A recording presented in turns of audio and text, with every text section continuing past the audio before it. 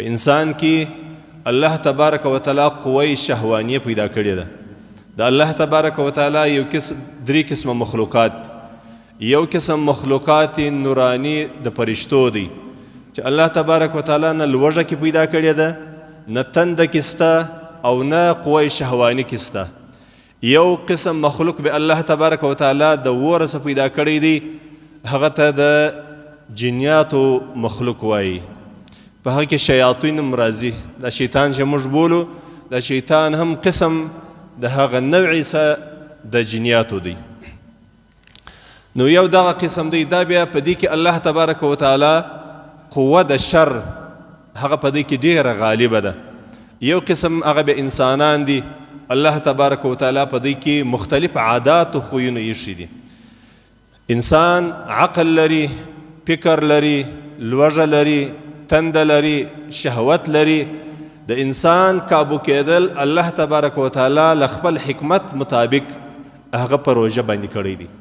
رسول الله صلی الله علیه وسلم په یو حدیث شریف کې و ځوانانو مؤمنانو ته وایي، د خپل امت و ځوانانو ته وایي، وایي تاسې ودونه وکړئ، ځکه ستاسې به سترګې په دې باندې کنټرول سي او هغه خواهشات نفسانیه به پوره سي.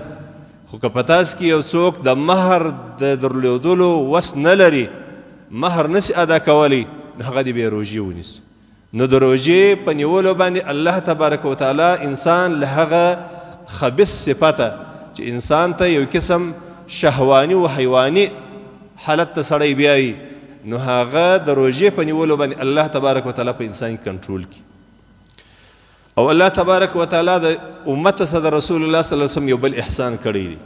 هغه احسان دا دی چې انسان خپل ځان په روژه کنټرول کړي، څه به الله تبارک وتعالی له ده څخه هغه لوی او عظیم شیاطین وتړي، نو چې دواړه سره ملګري سي نتیجه به انشاءالله ښه وي.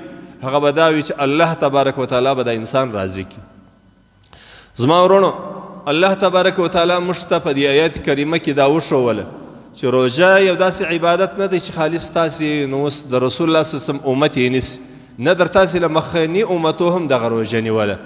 نو د روژې په نیولو باندې مه پریشانه کیږئ، مه غمجنه کیږئ. دا یقیني د الله تبارک وتعالی یو خاص عبادت دی. او په صحیح حدیث کې راځي الله جل جلاله روژه د ځان عمل بولي، وایي دا انسانان زما دپاره نیسي، خو موږ لمونځ هم د الله دپاره کوو، زکات هم الله تبارک وتعالی د رضا دپاره ورکوو، حج هم د الله تبارک وتعالی د رضا دپاره کوو.